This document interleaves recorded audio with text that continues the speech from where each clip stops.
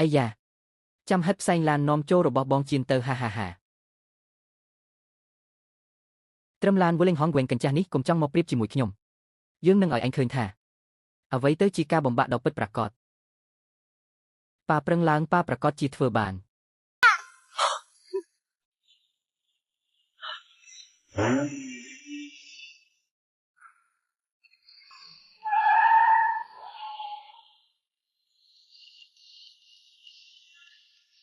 ជ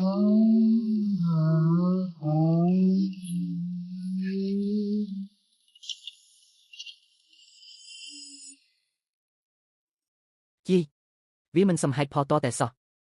ឡានលបឿនលឿននេះគឺជាកំពូលឡានស្ពណ៌ចុះឡានកញ្ចាស់នេះមិនក៏នៅតែដេញតន់ទៀតភ្លឺភ្នែកហើយនៅប៉ាខ្ញុំគឺជាអ្នកបើកបរជើងចាស់ចាំមើលទៅវលេងហងវែងជំនាញកំចាត់អ្នករឹងតឹងខ្ញុំមិនជឿថាធ្វើមិនបានទេចាំមើលអញទ្រាំបានដល់អង្កល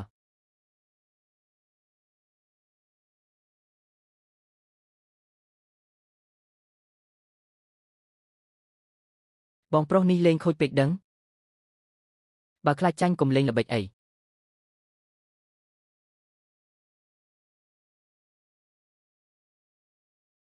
សួស្ដីឡានសង្គ្រោះ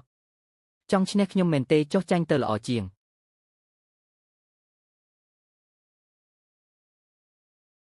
ទេវតាប្រទានពរមាសប្រាក់ពេញផ្ទះ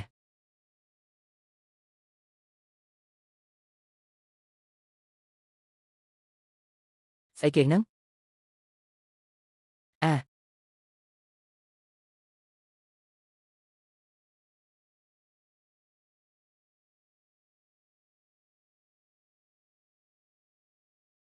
មិនអាចទៅរួចទេមិនក៏វាចេញមកវិញទៀតហើយហ៊ានចេញឡានអញផងអីចឹងបុកវាឲ្យងប់ហ្មងទៅ